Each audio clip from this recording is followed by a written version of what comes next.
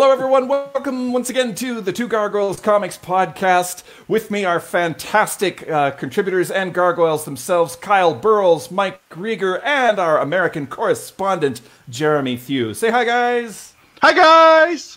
I'm frozen. Kyle's frozen. But Kyle is unfrozen caveman artist, played by Kyle today. He's been having video issues, and we blame StreamYard. But since StreamYard is streaming this, we don't really blame them.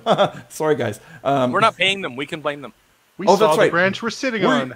How dare you? We're using the free version, and we have complaints. No, that's the thing. So let's start off with the news. Oh my God, the comics industry, the comics culture. What the hell this week? What's his name? Cameron Stewart. Yeah, Cameron Stewart. Like, my God. And, you know, and he's not the only one, and he won't be the last. But Warren Ellis. You know, and this is the thing. This is supposed to be our safe space. When we were young nerds, comics was where we went to escape the bad stuff of the world. You know, it was a better world. It was a more, comprehensive. It was more emotionally fulfilling. There were heroes, there were good guys, and they made the bad guys go away. And now, here, like, we're hearing more and more about the abuse of women, you know, the predatory atmosphere that is dominated by mostly male creators, you know, grooming young women or harassing women or just whatever. And it's like, stop it, okay? Like, that's my big takeaway. Stop misusing the privilege of your position just to try and get some sex, because you're gross, and we three beardos do not, you know, endorse it in any way, shape, or form. So, fuck you, and stop making comics a bad place. Thank you. This has always happened in the industry. Just ask anyone, girl who tried to join a D&D game in 1982. But we know about it a lot more. And now that we know about it, we see you doing it, and you have to stop. Yes. And everyone else that isn't really doing much about it, but is just sort of letting it happen because it's a quote-unquote well-known secret. No. Bad. Do better. Champion the cause. Be an ally. And, you know, wipe this culture out. Make it not okay. I think we should raise our voices and just say, no, it's not okay. I don't care if it's a well-known secret that famous artist / writer #1, you know, like, is a very gropey person with the girls. Oh, that's just him. Ha ha ha ha. No, not okay. Not cool. Not innocent either. No. Anybody else want to weigh in? Sorry, that was a big rant. No, I like the rant. There's four beardos. Oh, that's right. Jeremy counts as a beardo, even though his beard doesn't connect from, like, mustache to chin. It doesn't grow. It doesn't, It's a chin strap. The quality of his beardo does not inform the quality of his opinions, Michael. Oh, I'm sorry. I didn't mean to beard shame. No Should beard I? Do not draw in a beard. Nobody can can tell the difference. The video quality's not. Use a Sharpie. It's funnier. Today on the podcast, do not let Kyle do this. Don't let Kyle do this to you. He does this to everyone. Oh, God. Well, it's dry. Can't believe do you, a twirly. Kyle. Kind of a swirl. If it's dry, you should moisturize.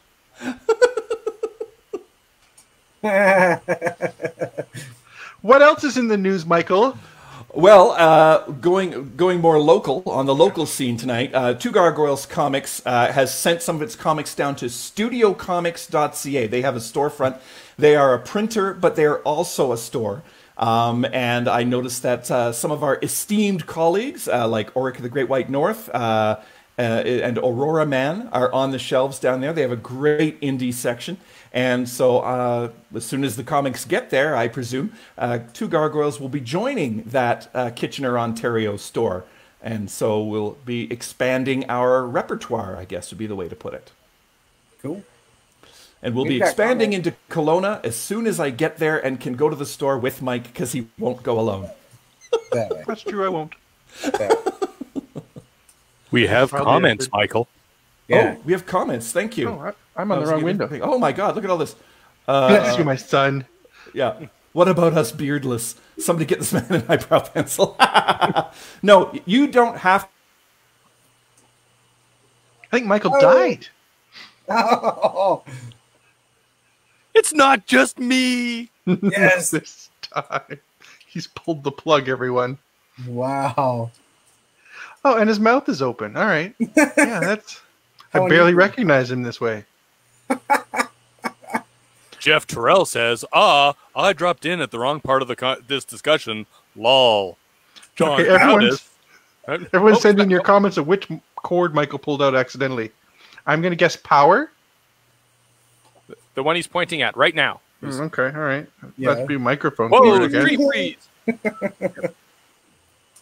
Are we all gonna freeze? Because he's. I don't know. I How it works? can't actually do much of the freezing because I'm so out of sync and all over the place. Anyways, He's gone. Interesting. So probably gone. It's We're on just our his this is no longer the Two Gargs podcast. Great. Yeah. So if he rejoins, Inmates have taken over the asylum. You know, there's something really odd. Michael's gone. My video has cleared up. Something wonderful there. it really has. He's Michael taking was it at all fault free. the whole time. It's always Michael. Yeah. We can't approve of Sherry him back Wolf in if he says, rejoins. aliens. It was aliens. Damn it, they took Michael. Oh, they took him a long time ago. There is a thunderstorm, says John Crowdis of Is Calgary. Is there a thunderstorm down there? Not in my neck of the woods. It's sunny at 100 degrees here. 100 I'm degrees. not 100% sure Michael can get back into the show. Oh, power just went out, he says. Oh, okay. 102. Should we continue without him? I don't even know if we can. Like, he's the one in control Well, of it. we're streaming. I just don't think we can let him back in. No, who would approve him? Yeah. Uh-oh. Enjoy the wheels falling off this, everybody. Uh-oh. That's fine. So today we're talking about Making comics. I think so. Hang on. Let me check the lightning map, says John Crowdis. So they can still hear us. That's good. yeah. I haven't got a text from Michael yet to tell us what to do. We don't know what to do. We're just alone. So, tell me, Mike, how do you start your comic? Well, what I did first was design some characters that I liked the look of. Then I came up with names for them. And then I ignored that for about a year and a half. I did nothing further with it. But I sort of thought of things that would be cool for them to do, like little bits of dialogue and little tiny scenes and that sort of random mishmash of stuff. And then I was sitting not having a table at a convention in Kelowna Comic Con, and I sort of strung it together into a narrative in my head and typed it out into my iPad during that course of that weekend. And mostly it made sense for the most part. And then I did a couple more scripts and started drawing the first one. But it's still really slapdash for me. Like, I've started stuff on the 9th issue. I've been starting writing on the 6th issue. It's just back and forth in time. And as I understand it, that's not the way you're supposed to write scripts.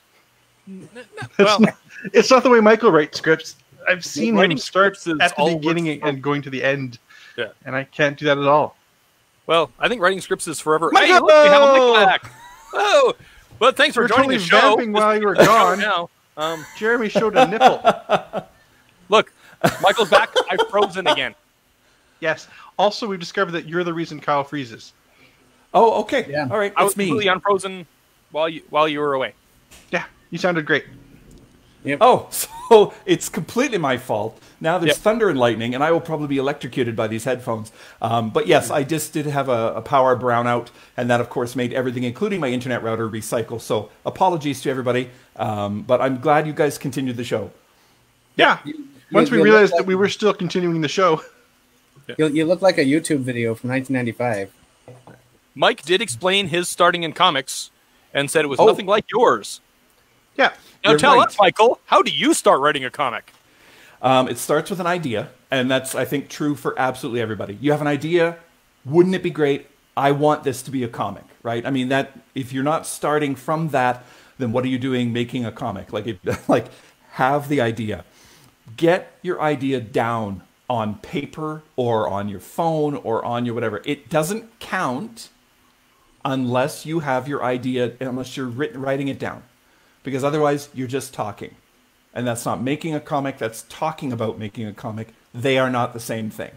So I'm a little bitter about that because I know so many creative people that I would love to see their work, but they are just going to talk about it and it's just not going to ever happen. And that makes me feel like I'm missing out on something, which makes me mad. So get your idea down. And then you make notes. Okay, so beginning, middle, and well, yeah, you can make those notes too. Like, you get your beginning, your middle, and your end down.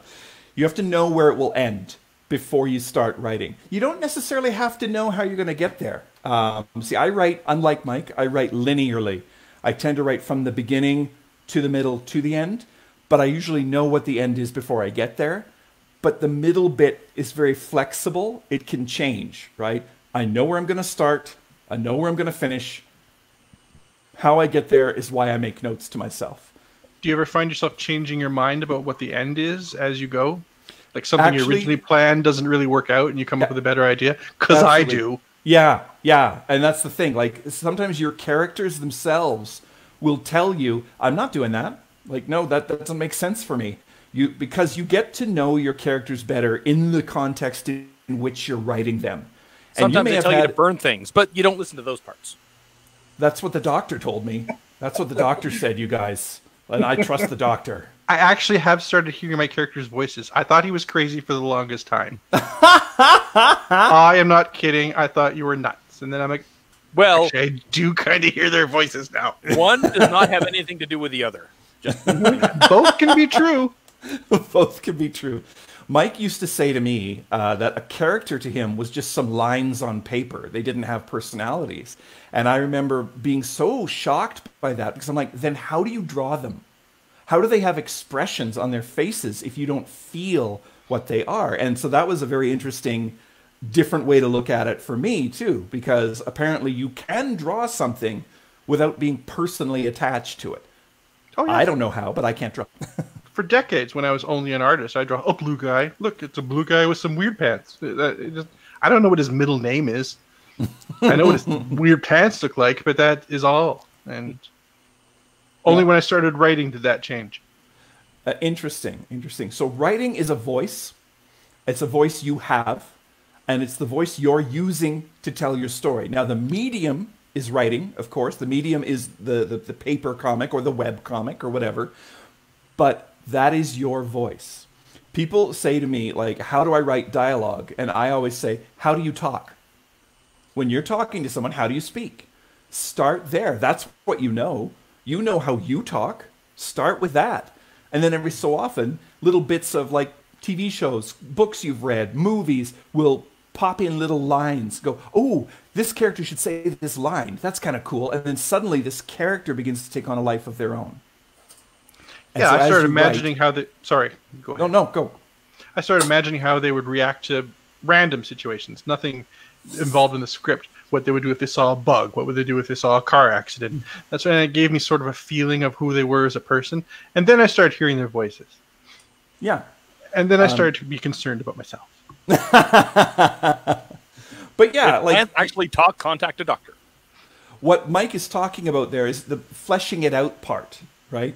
As you're writing, you know, like obviously you're writing your plot, right? But every so often the characters are like, I don't want to do the plot 100% of the time. Let's talk a little bit about, you know, the things I like to do or the things that I would like to be or say or whatever. And that adds dimension because you can have a great story, but it's got to have some meat on its bones. If it's only, like if you take Indiana Jones, right? If the whole point of the story was him getting the Ark, it would be boring. But he's got all this great stuff in between. He's got his background with Marion. He's got, his relationship with Belloc. He's got, Nazis, like running all over the place. And how absolutely none of those aspects have anything to do with the actual plot, but that's a whole other thing, because technically, if you're watching Raiders of the Lost Ark, it all happens with or without him. That's true. If he weren't there, everything would still happen. The exact same thing would happen. Yeah. But I think what Michael's saying is, without all that background stuff, you'd just be watching a mannequin move around. You wouldn't care about this plastic man and what the plastic things he bumps into, because it wouldn't be real. It wouldn't be a person you could identify with. That would be Keeping Up with the Kardashians. Oh, please, let's not. So remember, all character voices, and Mike is going to disagree with me on this, but all character voices are your voice. Okay? Be you when you're writing. Be authentic. Don't quote from movies or books or whatever extensively. Like, everybody makes references in real life. That's fine. But it is you. These people are speaking through you. Whether or not they are the voices you would actually use in day-to-day life, it still comes from you. Counterpoint. Rieger. Well, I agree about not using references, but my character's a red sex worker who's murdered 30 people. Like, that is not me, or how I would behave, or how I would respond to things, or how I would you're not red answer at all. questions. Yeah, I'm very pale. But Mike, So in that sense, how do Veronica you write her? isn't me at all. But how do you write her then? I got to know her as a person, what she would do in response to stimulus, what she says when people say dumb shit. We say that? So do you? Yeah. Do you know any murderers personally, Mike? Not that I know of. Well, my point is, you have taken things that you've learned, and you've made them into this character Veronica, the red demon-looking sex worker. Her voice isn't necessarily things you would say, but what I mean to say is it still comes from you. Unless you are completely basing her on a character you've seen on television who has dialogue just like hers, it's coming from you. Yeah. Sharon says, we're usually pretty quiet about that. We murderers. we don't know murderers. We don't know them. All of us murderers. I know one. Well, Yeah. I knew before he But murdered. you are American. You knew him before yeah. he murdered. Oh, My neighbors, everybody, the cops, America. the president. Yeah, he's responsible for a lot. Oh, and it's getting political here on Two Gargoyles Comics Podcast. Better not. As it should. So that would be how I would consider getting started with the comic, is getting to know the people that you want to put into it, and the plot that you want them to do. Well, exactly. Now, Kyle, you've been sort of quiet. You wrote like 3 issues of a comic that I'm aware of. How did you start? Several more than ever. Depends on the actual project I always find, but I will point out saying that one of the best things outside of the getting to know their voices and stuff, if you want to go from a technical side, there are plenty of amazing outlines. If you're just starting out, you don't know how to write, you don't necessarily know how to go, hey, where do they start? There are beautiful outlines online where you can just go, chapter, act 1, act 2, act 3. And if you can get it, I highly recommend Save the Cat by Blake Snyder. It is a screenwriting book, but it covers pretty much every type of writing you could imagine. Like, it is, as I said, more of a technical point of view. Because you can't, if you've never really done writing before, you don't have any basic structure in your mind on how to get started. I would say, that's one of the best ways to, get it down. If you've got a bullet point thing of, act 1, if you're writing a mystery story, introduce your sleuth, give them their setting, it'll give you all those points and allow you to basically fill it in, and then you can expand it from there. Yes. Now, we have a comment here from Sherry. I think there's a difference between being your character and writing them with your own voice. Your voice can say whatever needs to be said. You just have to know what the character would want to say. And she calls those her rambling Saturday thoughts. I think they're excellent Saturday thoughts. That's true. Like, obviously, Mike is not a murdering sex worker. At least it seems obvious to me. That I'm willing to say on camera, yes. Yeah. But, you know, he has, and correct me if I'm wrong here, Mike, you've got the image of what that would be in your mind, and you're giving dialogue that you think makes sense for who this person is without actually being that person yourself. Yeah. My possibly wrong imagination of it. But I mean, that's the risk you take. You know, when you're writing a story of any kind, you're trying to create characters authentically. And guess what? Sometimes you're going to write things you're not. You're going to write the opposite gender. You're going to write a different ethnic background. You're going to write a different culture. And if you're being authentic, you should research those, but be okay with the fact that you're not them. You're just trying to tell a story, right? And in this day and age, you may run into problems with that. Some people may object, like you're writing this culture wrong, you're writing this gender wrong or whatever. Accept feedback. That is how you grow as a writer. If someone tells you you suck, ask them why.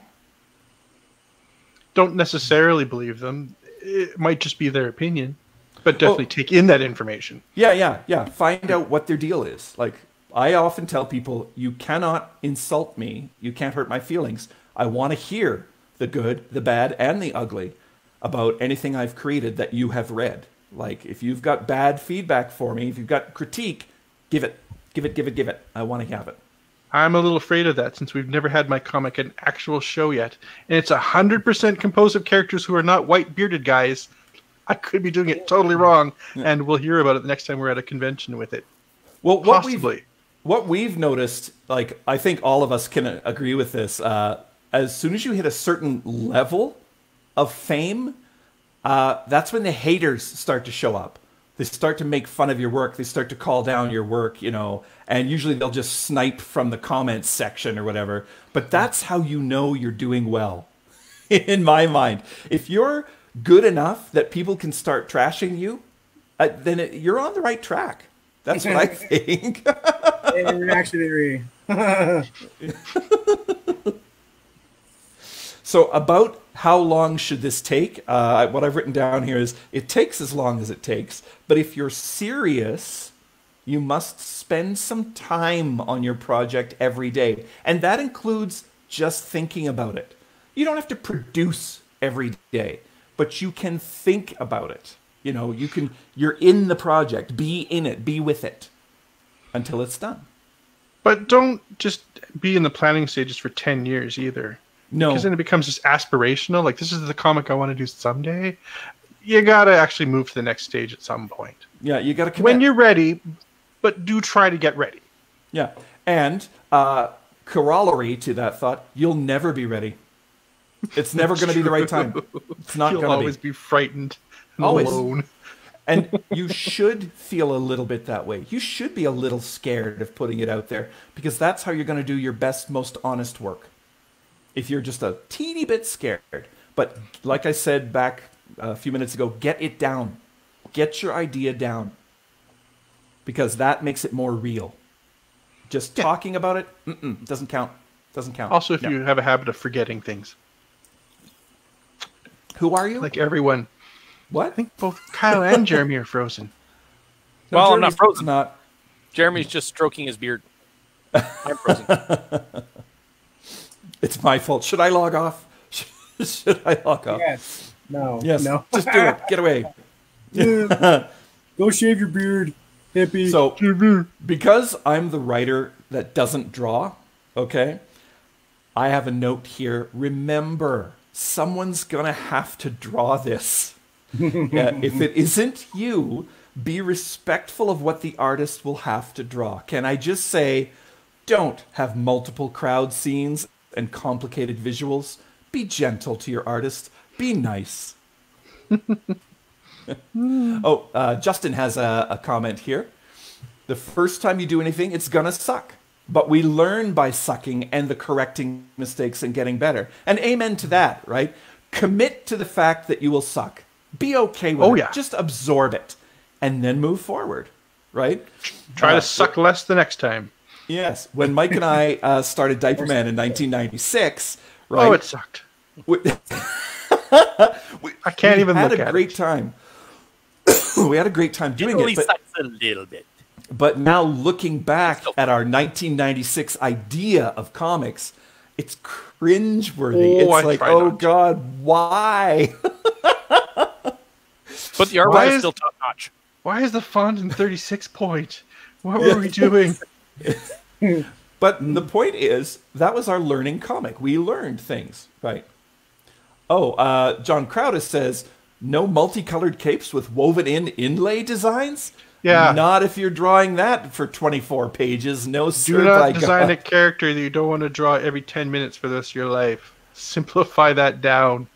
Also, I know black is cool, like black costumes, but in real life, you could wear black leather pants with a black shirt and a black coat and have your hair dyed black and have your black katanas or whatever.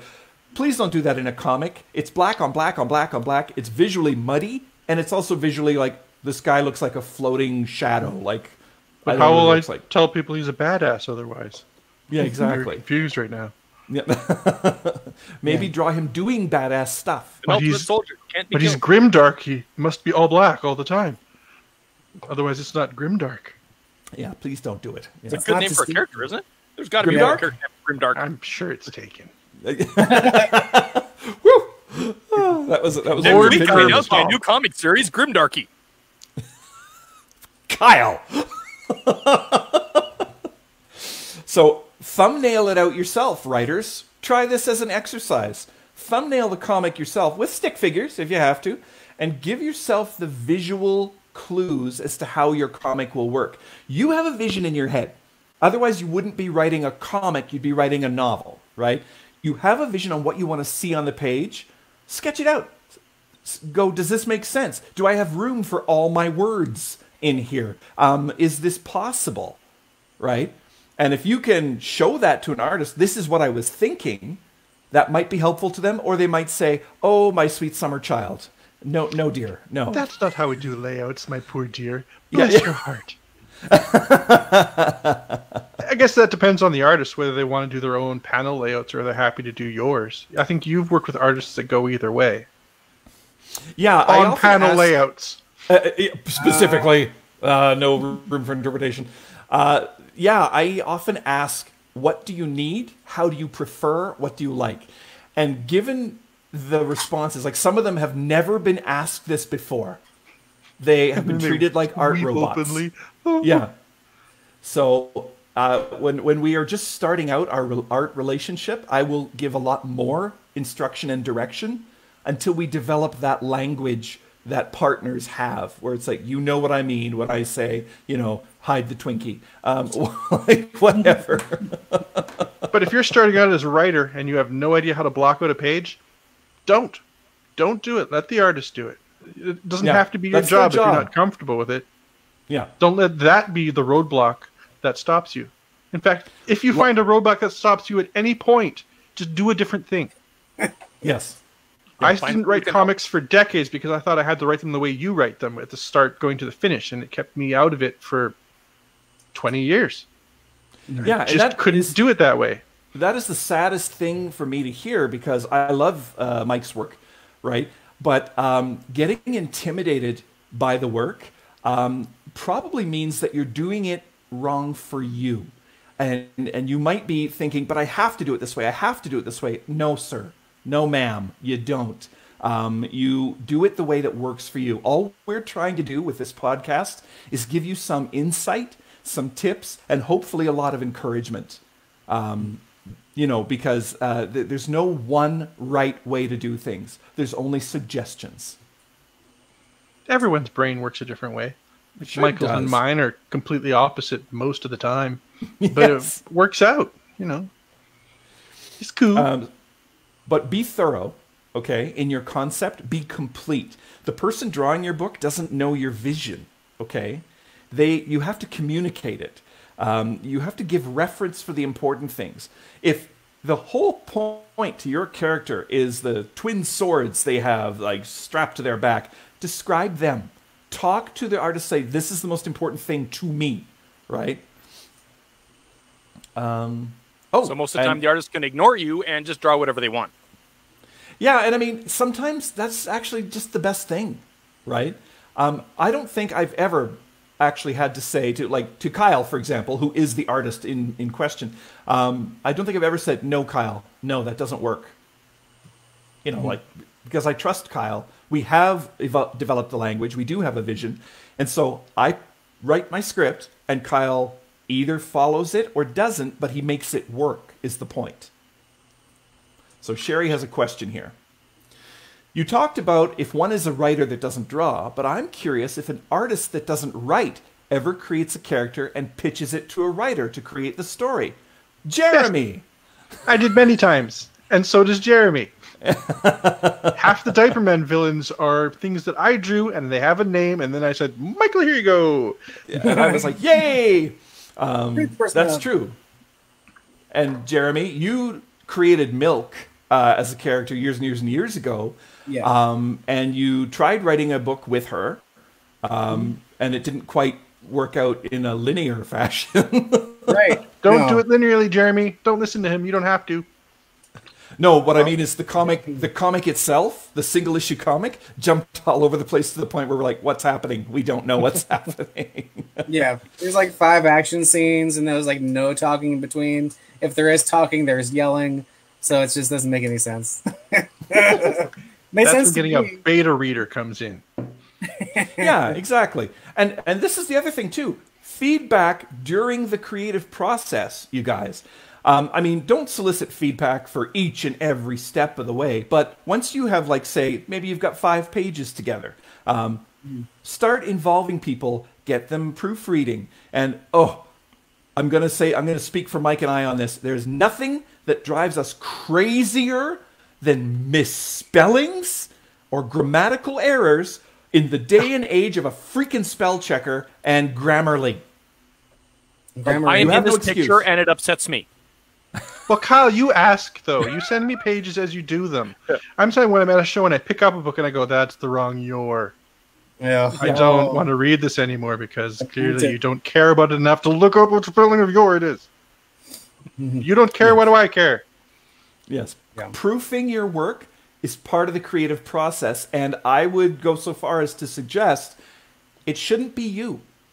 Like, sure, proof your own work, but you shouldn't be the final say on proofing your work because you have lived with it. You have lived and breathed it. You have stopped seeing it in an objective way. Show it to somebody else, someone you trust. Yeah. Preferably someone that can spell. Every page Michael does, he shows me, and I go, that's not a crossbar I. And then he curses my name. Kyle's just pointing at Mike. Mike is I have spell checker. Yeah, exactly. His name is Mike. Yeah. Yeah, Mike is the unofficial editor-in-chief here at Two Gargs. Sort of, and he also calls himself Pre-Press Monkey. Get official. Yeah. Damn it. Make it official. Okay. Finally, yes, and we talked about this. It is okay to suck. Okay? Everybody sucks at some point. Even pros have off days. And some of those off days get published, ladies and gentlemen. Just because you work for... Sorry? Finish your thought, sorry. No, I meant, do not wait to produce your comic until it doesn't suck, because that will not happen. No. Do your comic anyway. We have comics that are 2 years old, and we're like afraid to look at them because they might suck now, and we don't want that confirmed. But they probably do suck. But you just keep going. You don't stop. You keep creating. You keep moving forward. Don't worry about the final product, okay? Write authentically in your own voice and keep doing it because it's experience that will smooth out your rough edges.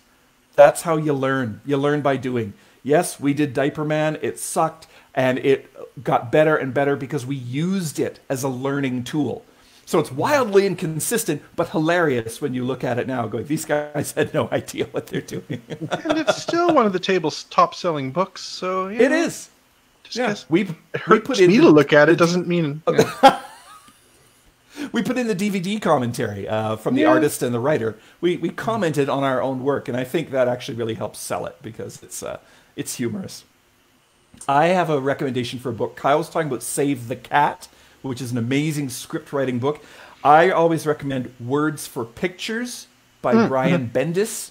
I have It's a that one. fantastic resource for comics writers because it doesn't just talk about how to write a comic, it talks about how to write for artists and how to write a pitch to a comics editor or company. It's got a lot of business in it, and that helps you understand, like, say, business standards, like how many pages should a pitch be, blah, blah, blah, blah, blah. And that's what I love about the book, is it tells more about the industry than just the craft of writing, if that makes sense.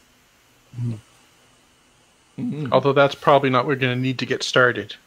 Don't write a comic because you want to send it to DC. Just write a comic because you want to do a comic. Yeah, please, and you know what? I'm going to go out on a limb here and sound like a bit of a douche. Please don't send your first comic to a comics company to be published. Like, for your sake.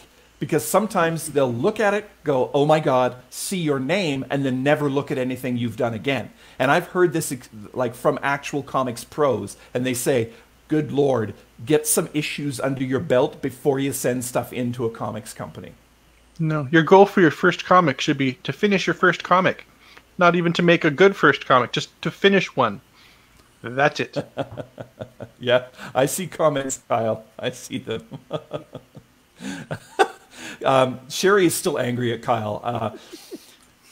To the point of letting the artist, to the point of letting the artist have artistic license, not when they draw a character wetting their pants, unless it's Diaper Man. Kyle, just saying. She's still mad about. So you think that was the artist's idea? Because it was not. It was actually. It to have Diaper Man wetting his pants was not. No. She's talking about Gloaming #3. There's a tiny little panel where Punch has wet his pants, and I was like, "What? What?" It made me laugh though. It was a reference. It was an in-joke. And it got published because it was a reference to the other popular two-guard title, Diaper Man. You know, I 100% thought that was Michael behind that too. Yeah. Thanks. You've just seen the panels that weren't published. Got the Nobel. That's the Nobel. Got Nobel for you. Oh my goodness. Well, let's wrap it up here, you guys. Was there anything that we haven't covered so far? I mean, obviously, we're not getting into the specifics today of printing and pre-press and color and whatnot. We're going to get into that next time. But in terms of the writing and the starting, have we missed anything? I mean, tricky part is silence. We've already done it, so no. Yeah, we need people to tell us where we've missed it. That's where the feedback comes in. Alrighty, so yes. And by the way, you guys, start, even if it's shit. It will be. Just start. Just do do it. the thing. Just do and it. Then send it. I want to see your work. I want to see it. It's twogargs.com or @twogargs.